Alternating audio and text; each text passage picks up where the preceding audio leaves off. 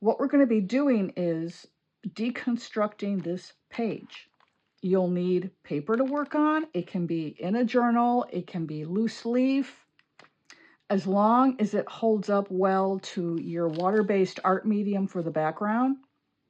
Or again, you can use just regular colored pencils. Doesn't have to be water-based. You can use crayons even. Kids' crayons work perfectly fine for this. We're going to be gluing stuff on top. So keep that in mind. You're going to need some adhesive. I used Tombow liquid mono glue to glue this stuff down. Here are some old brushes of mine. Just get some old brushes. You don't need anything, you know, fancy for this. It's mixed media. Basically, the #1 rule of mixed media is to use what you have on hand. You don't have to buy anything special for this, okay? Now, all we're going to be doing, this project is simple, but it does have several steps. Step #1, we're going to create our background in whatever color palette that you enjoy. Choose colors that you like, okay, for this. Next, we'll be looking through our ephemera. You can use old magazines. If you've got any old National Geographic magazines laying around, those are great for this type of projects. They have the coolest and the best photos in those magazines. You can use that. Again, if you've got a sticker ephemera book, that's great too. Even your junk mail. You know, you can find phrases of words on your junk mail. You can find, you know, they hire models to pose in the pictures on your junk mail. You can use those. You know, the sky's the limit. Use whatever it is that you have on hand. So this is our example. Now, I have some watercolor here I was using the other day. Oh, and you'll need scissors for fussy cutting. If you want to fussy cut anything, maybe something to rest your brush on, not absolutely necessary. Paper towel, something to put the watercolors on. An old plate is fine. Even a piece of plastic. Sometimes watercolor does not like to behave on plastic, just FYI. So you may want to go with an old dish, old ceramic, old porcelain. This is a porcelain watercolor palette I got from someone's shop, and it only cost me like $15 at the time, but that was, when did I get this? I don't know, 5 years ago? It was pre-COVID. Isn't that a shame? We have to kind of think in those terms now. Back when the world was still relatively normal. Now for watercolor for a background, you just put some water on the paper. You may want to use a bigger flat brush or a larger round for this. Let's go with the flat for now, and then I think I will go with my larger round when I start adding color. And you just put some on there, and this is going to help your watercolors or whatever. Yeah, this would be for watercolor. Colored pencils, watercolor pencils, you just want to add them to the paper and then add your water to get them to blend. So that's what I'm doing. I'm just doing a really thin coat. This is a journal. Tiefossi's paper is 160 GSM, so it is pretty much identical to ArcherandOlive. So you can get away with doing this in these journals, which is really, really nice. And now, after my brush goes flying, I'm going to start with my lightest color. Whatever the lightest color is in the palette you've chosen for the project, and just kind of lay them on there. Now these, full disclosure, are not typical watercolors. These are watercolor inks. This is by Brea Reese, and I don't know if they are still making their watercolor inks. I went online to look for them before I filmed this video. I could not find them. So I don't think they do these anymore. They do have alcohol inks. Now their alcohol inks have been around for a long time. So I don't know why they're not still also doing the watercolor inks. I love their watercolor inks. I think they're great. Luckily, all of my bottles are still pretty full. And then you're going to go along with your second darkest. And this is where you just kind of drop it. And you see that blend. And you can put it in some places where you don't have any color yet. looks kind of dry, just dip your brush in your water, add more water. I mean, I love these because the colors are so bright, and I love bright colors. I am not too crazy about earth tones. Now, you will see possibly in your journal, if you're using a journal with 160 GSM paper, it will start to create these little dots. That's fine. A lot of that will go away when the paper dries. A lot of it. So I'm never too concerned about that. And this is going to be mixed media. Mixed media is meant to be messy. It's meant to be fun. And so those little specks the paper is making, of which I was well aware it would do that ahead of time because I've done watercolor in this journal before, it's just going to add more texture to your piece without you having to add any texture paste or anything else. Now this is a purple, and it's a really dark purple. It looks almost black, and I'm not sure it's going to want to blend too well on this paper. But you can kind of spread it out with the side of your brush, and all I'm doing is tapping. You see that? And you can see the shape of the bristles on the paper. I'm just tapping it just to get it to blend because it's being a bit slow. And it is super dark. I don't want it to really collect a great deal of it just in one spot. I'm going to wet my brush just a little bit more. I don't want to add a lot of water to this because I don't want to end up with a hole in my page. Yeah. Now remember, you're going to be putting ephemera on top of this. So if you're getting some ugly spots, you're going to cover it up with something. So don't worry about that, okay? Just go ahead and add your colors. I'm trying to think. I think this one, yeah, this one's a deep blue. So I don't want to make it look too dark. And I also want to get some of the colors I'm using to show up in their purest form, just pure pigment, no blending.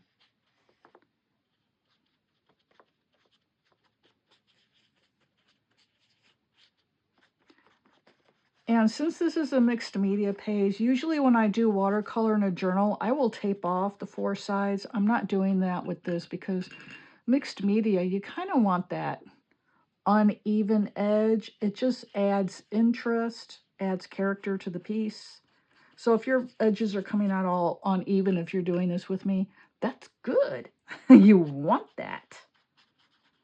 And then again, just, you know, spreading the ink out. If you're using watercolors, you're going to be getting some really nice blends. I will do this with watercolor later on in the video so you can see the difference. Actually, in just a couple of minutes because I'm going to have to give this a little bit of time to dry. But that's basically going to be it for this one. Now, let me get my watercolors out and I'll show you what the watercolors do. Because remember, these are watercolor inks. These are by Faber-Castell. I believe they're still available. I bought this years and years ago. But again, I like it. Very bright colors. It's pretty inexpensive. I think it's like around $30 and you get how many colors? 1, 2, 3, 4, 5, 6. 5, 6, 7, 8. You get 48 colors. I think that's 48. 6 times 8. Anyway, you get that many colors. Math has never been my strong suit. And it comes with a water brush, comes with a little sponge to clean off your brush. The water brush also has a plug, which is really cool because if you're going to go out and do some plein air painting outside somewhere, you just fill this with water, put your plug in it, it's good to go. And then when you go to attach the bristles, you gently pull the plug out, set it down in your tray, put your brush together and use it. Very nice. But I'm in the house, I don't need that, so I will just be using the brush I used on the previous page. Now, this is an 8x8 journal. So I'll put one right underneath there. And again, we're just going to create a background in this, and then I'll go back to the other journal and we'll start adding the ephemera on top of that one, and then we'll return to this one and do the same with this. Now this should work out a lot better. I'm going to pick out some colors here. I'm going to go for some lime green and some sky blue. I guess this is magenta. I don't know. Oh yeah, my swatches are right here. You know, I could just look at the swatches, right? Oh, okay, there they are. Let me get some of this yellow. That's 4 colors. I want one more. Let's do this blue. Okay. Again, you start out with your lightest color, which will be the yellow here. I'm not wetting the paper ahead of time, at least not for the yellow.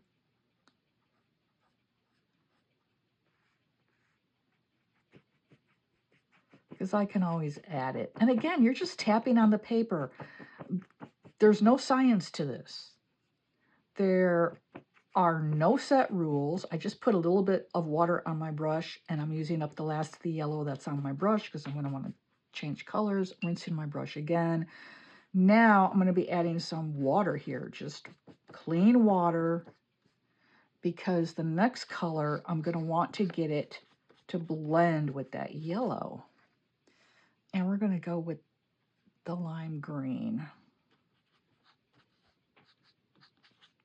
But you see how different the watercolors are from the watercolor ink?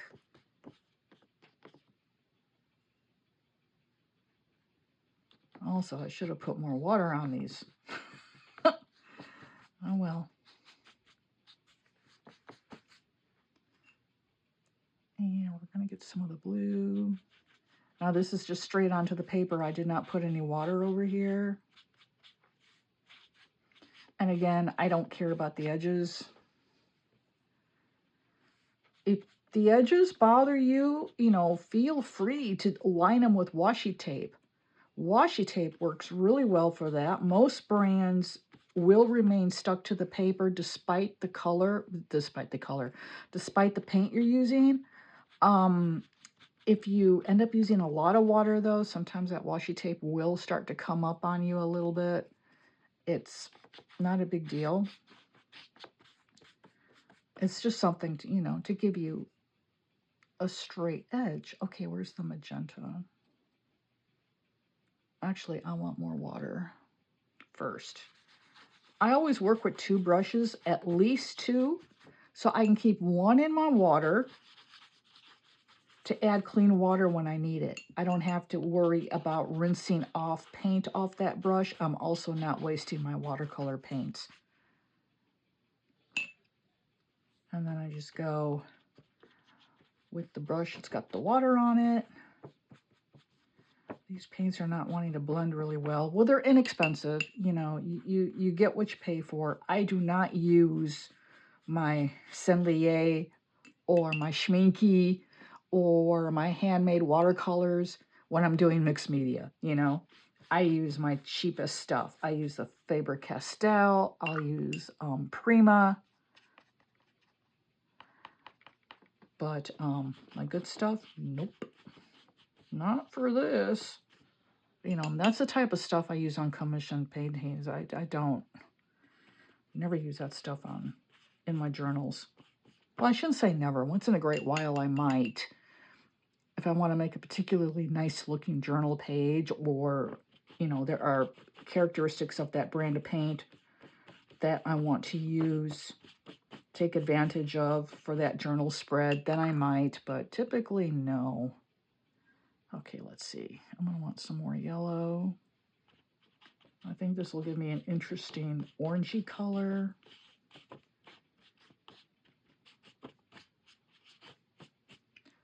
And again, we're going to be covering it up, so don't worry if yours is looking kind of nasty. You know, every art project has got its ugly phase. As I was saying, my husband, he's firing up the grill, so I got to go and prep the meat for the grill. I shall be back, and we shall continue this. I just wanted to add a little bit more color before I go downstairs. Kind of like a darker green down here because it'll give me kind of a brownish color without having to use brown. At least I'm thinking it will. I never did pay attention with color theory. I just throw together what I think looks good. Let's see, maybe a duller red. Because I'm kind of getting an idea with this one to be, it's going to be kind of landscapey maybe. So I want something down here. It kind of hints at mountains, but I don't think I'm going to get it without actually having to use a brown. Which I do have. I mean, it's not a big deal, but I was thinking I could get the colors to blend. But see, it's just a hint. This is not fine art, folks. We are just having some fun. And if you notice, the paper is starting to get those little specks in it. That's normal for 160 GSM paper. That will tend to go away as the paper dries, you know, those little specks. So don't worry about it. But, you know, if it is starting to get bothersome, pull back on how much water you're using, or give your paper a little time to dry. And then if you do that, a lot of those little specks will disappear as the paint dries on the paper. You can also hit it with a heat gun if you own a heat gun or a blow dryer. Heat guns are designed to be used to dry artistic, water-based artistic mediums. Blow dryers are not. If you do use a blow dryer, set it on low. Blow dryers also get super, super hot. So do certain brands of heat guns. So as you use it, let me grab mine to show you.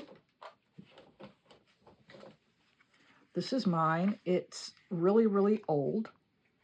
I don't even think it has a brand on it, does it? No, it doesn't. When you go to use it, be constantly rotating it as you dry your artwork, because what'll happen is they can get so hot, it'll burn your paper and ruin your project.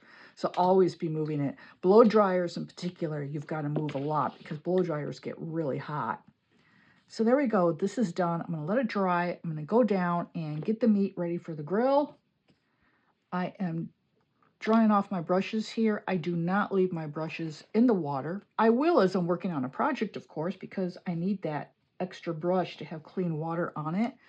But I dry them and set them aside. And we'll be back and we're going to create something like this in both of these journals. You'll see how easy and fun it is, and anyone can do this. I mean, you know, this is not Rembrandt here. Okay, I'll be right back. I am back. It's been over an hour. We had a nice sirloin for dinner. It was very yummy. And I come back and this paper is not yet completely dry. I'm going to dry it with the heat gun. I will turn the sound off for this and, excuse me, play some music, because this is really, really loud. You don't want to hear that. And you'll be able to see how I use it and how I continually rotate so that I don't burn the paper. I also want to interject here and say, as I'm drying it, I'm gently pulling on the paper to help to get it to straighten out. What happens when you put watercolor on paper that is not prepped for watercolor or is not watercolor paper is the fibers in the paper will shrink due to the water. That's what causes the paper to crinkle. But as you're drying it, if you gently pull on it, you can get most of that crinkle out, especially with paper that is 160 GSM. And here we go.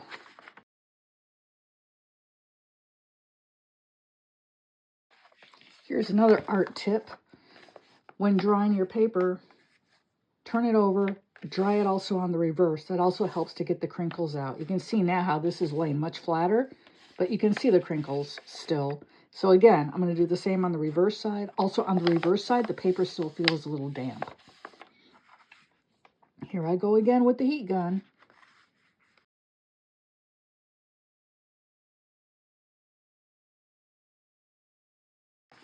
I did put a lot more water down here on the bottom of the composition. So the paper down here is kind of crinkly. It's not too bad. And you can just go back over with your hands. Further smash it down. If you are patient, you can close your journal and set some heavy books on top. And that'll take care of the rest of the crinkles. As you can see, it looks a lot better now. And there's the reverse. Okay, now we're ready for the next step. I'm going to check on my other journal where I have the watercolor ink from 𝗂𝗏𝗃𝗃 and see how that looks. That is still slightly damp, but you see, because it's ink, it bleeds through, and this will happen with any type of paper. I should have put a protective sheet back here to save this page, but I can paint something on top of that or sticker or whatever. But there's that background. So I'm going to be working on this one because this one's still ever so slightly damp. Plus, I like this one better. Okay. Like I said, any type of PVA glue is going to work. I use Tombow liquid mono glue, which is really, really strong glue. So this is what it looks like. This is also a tape runner. You may want to get one. Again, this is by Tombow. Any tape runner will work. So I am not affiliated with Tombow in any way. I just really love their products. Now, what we want to do, what I do, my next step after I do this is I just kind of look at it, see if it reminds me of anything, and then I try to look for ephemera that fits it. Over here, I did the same thing, but again, I was working with a theme. Here, I don't have a theme. I'm just thinking, what does this remind me of? Well, definitely a landscape. So I'm thinking maybe a couple of birds. Let's see if I can find a sun image. It's definitely a daytime scene. And then these are mountains down here. So I'm going to flip through my ephemera book. And part 2 of this series will be coming up on Thursday, April 2nd. So come back for that. Thanks. For a journal I have, because this is going to serve as our example, so I don't want to be working in that for the tutorial. This journal is by Tiefossi, and they are online at 𝗧𝗺𝗏𝗃𝗃.com. I do have a code for them. It should flash along the bottom of the screen. All of my discount codes are also in the description below. And we're going to work on a brand new page. I'll do this one here. Again, it's 160 GSM.